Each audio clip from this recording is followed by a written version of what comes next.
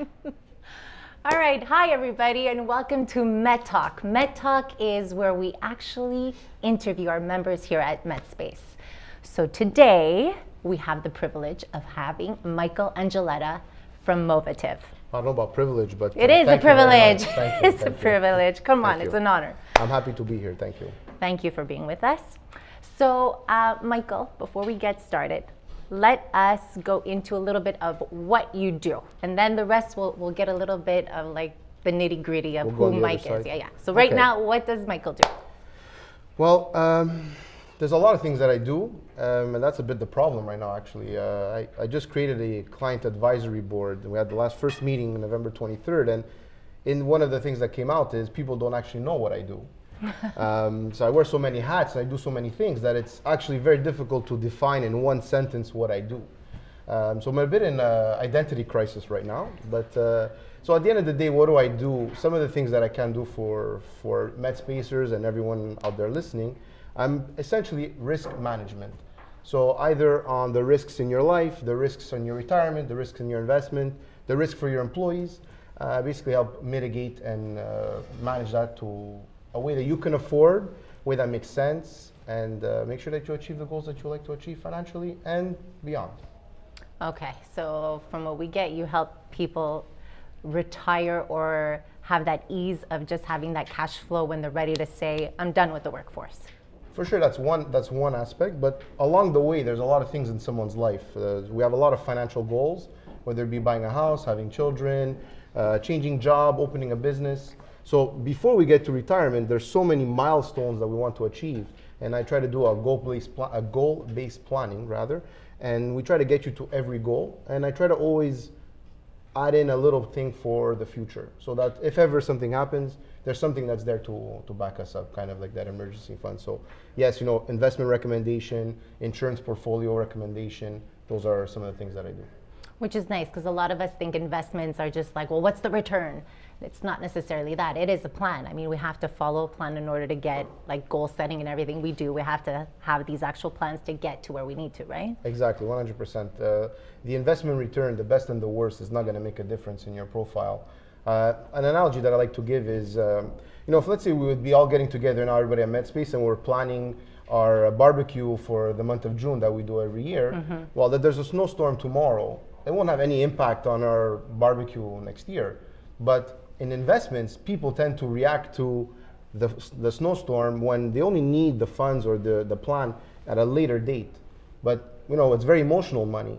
And I try to take out that, buy high and sell low that unfortunately most investors do, a bit of a behavior gap. I try to help them do the opposite, is what we should do. And one of the examples that I try to use to illustrate this is that in your everyday life, actually right now, you're doing such a great job at doing that, but because it's money, you tend to, morph it into some other strange idea. An example for everybody in the room, when you see the gas at $1.07 that we're dealing right now, which we're all happy, right? What's the first thing you do? You fill it up and you top up if you can. But at $1.50, what do? You put $20 and you hope for 2-3 days that the gas is gonna go down, you fill up the rest. That's instinctually buying low instead of buying high. But yet when it comes to investments, the average person tends to do the opposite, where we're following the train. What's the biggest news, the story of the day, what's Trump doing, what's going on? These are all noise. They don't actually affect you and your plan. But again, I try to help provide that education and that knowledge. That's it. It's human, I think, just to read up on all the fears, and it hits us, it impacts us, and we feel like we need to sell or we need to buy because of all the news lines that are happening. Exactly. Which is right. We just need to take a step back, not react right away, which is a bad thing, and then just listen to your advice with all these things in investments, life insurance, etc. Exactly. Thank you. But it's an advisor role, so what's very important is that I'm never going to tell you what to do with your money. I'm never going to spend your money. That's super important for me. It's a value that I have. I want to empower you to make the best possible decision, because you know yourself better than I do. Especially when I start with a customer, we maybe had a conversation for 3-4 months. I don't know everything about you yet. I can't peg you and say 100% this is the direction we're going. And even if you take your flight plan or you take a bus, wherever you go, there's constant course correction. It's not straight ahead. We're dealing with everything along the line. But the goal is that we have to reach destination. Well, This is what Michael does professionally. Thank you. So it's beautiful. Thank you so much for sharing. So, I mean, you jumped into being a sole entrepreneur or an entrepreneur. He has a family, 2 kids, married. Yes. What made you take that leap with all these responsibilities and that mindset you went into to make that move? What was your motivation? That's a great question. I still kind of manage that in my mind at some points, to be honest. I think we all do. It's the ups and downs of business. I think we all live it, whether it's financial services or medical or accounting. We all kind of live this. Very true. These Yes. challenges, right? Mortgage business. You know better than most right now. Really, at the end of the day, I wasn't happy. I was working at the bank for so long. I went to 3 banks. And when I went to the 3rd bank, I said, "This is the last one. I'm done with this game. If it doesn't work here, if I'm not happy here, I'm going to go work for myself. It can't be worse." That's kind of my mindset. And I did, at the end of the day, feel like I gave a superior customer experience. So yes, I was able to work with some of my clients and continue those relationships. So that's really how it started. And then as you keep going down the pipeline of business, and then who needs some financing advice, who needs some corporate structures, who needs, and just kind of bring in as many services and value-added services as I can, as my clientele, as my prospects, as my family, everybody here needs.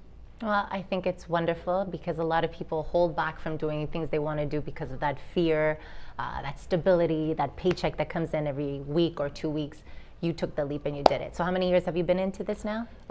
It's going to be 5 years now that I'm working for myself. I had a setback, but now it's 2.5 years that I restarted the Movative Financial Services Cabinet. Wonderful. Yes. So Mike, what do you do to make, I don't know, things that make you feel happy other than your business, but what do you do for hobbies? What do you do to make Mike? What is it that you do? Mike. Yeah. So I drink on the week. No, I'm kidding. To be honest, since I work 6 days a week and it's a pretty intense schedule, I really try to focus that time with my family, with my kids. That's where I really try to spend the most time. I don't want to be that absentee father. For me, it's super important that my kids know who I am and I get to spend time with them.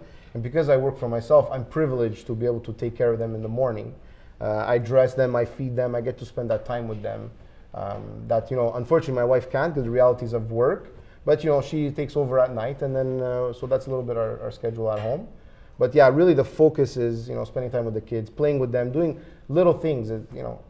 My kids, both of them, they love when I read them a story. They love when they want to color, and we always have a coloring book. We always have paper, crayons everywhere.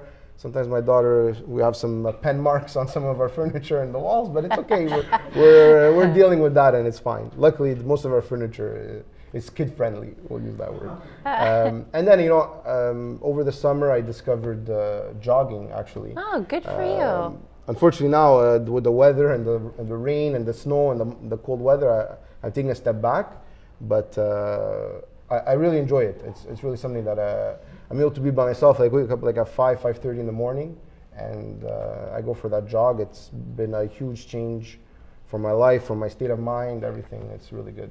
Well, Michael, thank you so much. So now we learned he's a kid at heart. You play with your kids. 100%. And a kid at heart that jogs. So thank you so much. It's been such an honor to have you.